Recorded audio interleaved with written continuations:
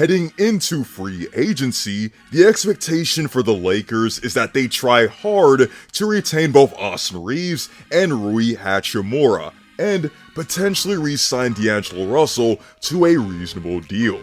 But in actuality, the Lakers have completely outdone themselves. They not only maintain their core guys, but they also bolster their backcourt, their wing depth, their overall front court, and now look more athletic, lengthier, and more versatile than last season. Here's just how the new signings will impact the Lakers' success next season. But before we begin, be sure to leave a like on the video, as each like makes a tremendous difference for the channel, and be sure to sub to the channel for even more content like this. The Lakers made many notable moves in this offseason, but the one that caught me most by surprise was a pickup of former Heat guard Gabe Vincent. Vincent is one of the undrafted players that made noise in the NBA playoffs for the Heat and has quickly grown into a quality guard in this league. He's a two-way guard that's a decent playmaker, spaces the floor well, plays well off the ball, is a hound defensively, and consistently makes impactful plays for the team. In these past playoffs, he averaged 13 points, 4 assists, and shot 38% from 3, shot 45% on catch and shoot threes, and completely tore it up against the Boston Celtics in the Eastern Conference Finals. He averaged 16 points on 49% from the field and 52% from 3, dropped a playoff career high of 29 points on 79% shooting in Game 3 of that series, and played pivotal in the Heat making the NBA Finals. In terms of a fit perspective, this is as perfect as you can get with LeBron James and Anthony Davis, given his skill set, the contract, and the free agency class in question. Joining him in that backcourt will be returnees of Austin Reaves and D'Angelo Russell, and the Lakers retain both of them on pretty great deals. Austin Reaves was an undrafted player for the Lakers in 2021, but has quickly blossomed into a player worth north of $15 million a year.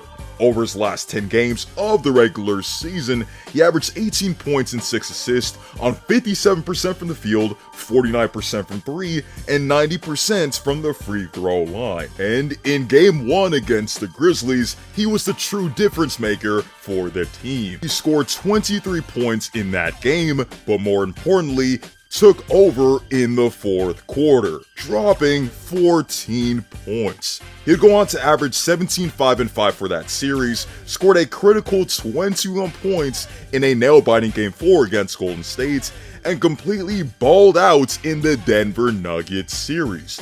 The Lakers would obviously get swept in that series, but Reaves still averaged 21 points and 5 assists on 55% from the field and 56% from 3. Reaves has been a valuable ball handler and creator that can space the floor, shooting 40% from 3 last season, can attack the basket well, runs well in transition, and isn't afraid to sacrifice his body for the betterment of the team. He and Vincent are going to be a headache for other backcourts next season, and the fact that the Lakers were able to bring him back at $14 million a year is an amazing steal for them. On that note, I think D'Lo's contribution last season has gone underrated, and bringing him back at just $37 million over 2 years is also a steal.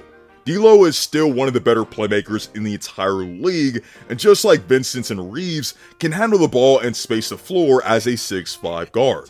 And in last season's playoffs, he was actually an impactful player in the first 2 rounds. Against Memphis, he averaged 17 and 6 on 37% from 3 and hits 3 pivotal threes to pave the way for a Game 4 win.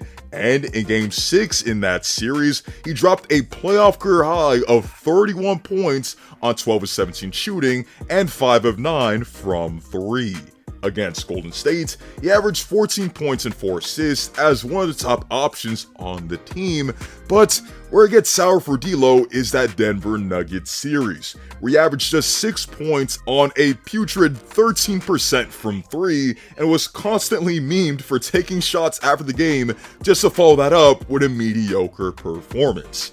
He did have a poor series no matter how you look at it, but given the price points of his return and his value to the team in the regular season and in the first few rounds of the playoffs, I know he can still be a great contributor for this team. Moving on to the wings, the Lakers signed Taurean Prince, who last played for the Minnesota Timberwolves, and I can genuinely say that this was a great pickup as well. Prince is 6'7" with a 6'11" wingspan and shot 38% from 3 last season, 41% on catch and shoot threes in the regular season, can put the ball on the floor at times and finish, and provides much needed defense on the wings. He uses his length to his advantage as someone who has good ball skills and is good at staying in front of ball handlers, with him being even versatile enough to handle some lead guards. Another wing joining the purple and gold is Cam Reddish, who might as well be the definition of a low-risk, high-reward signing.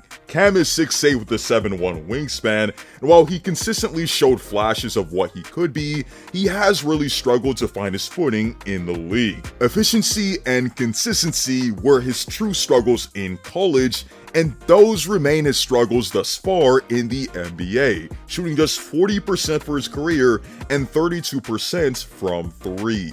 He's had multiple changes of scenery, and none of those situations have panned out for him thus far, but if he can just give the team solid rotational minutes, defense, and an occasional scoring punch, he's worth a flyer as a vet minimum player. Just like Reaves, the Lakers were able to re-sign Rui Hachimura to a solid deal at $17 million a year.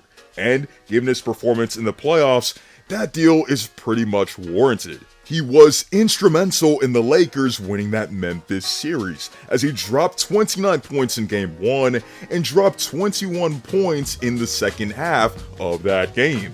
In that process, he tied Michael Thompson for the highest amount of points scored off the Lakers bench in a playoff game and dropped 20 points on 58% shooting and 50% from 3 in just the next game. Rui was reliable offensively when his number was called upon and seemed to bail the Lakers out when they were scoring droughts.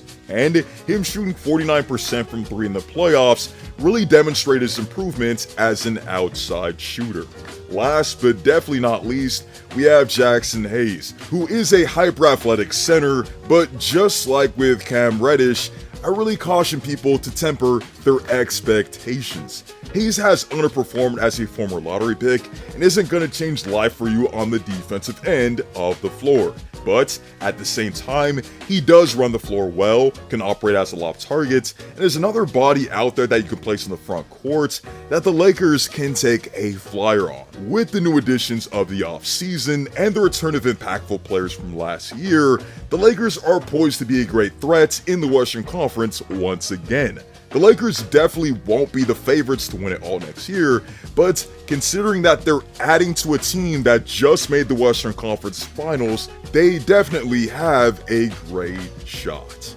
Be sure to comment down below your thoughts on the Lakers' new additions and how impactful you think they'll be next season. How good do you think a Lakers backcourt of Vincent, Reaves, and D'Lo can be next season? And also comment if you think we're going to see further improvement from Austin Reaves next season. Be sure to leave a like on the video, as each like makes a tremendous difference for the channel, and be sure to sub to the channel for even more content like this. Hope to see you all in the next one, and stay tuned.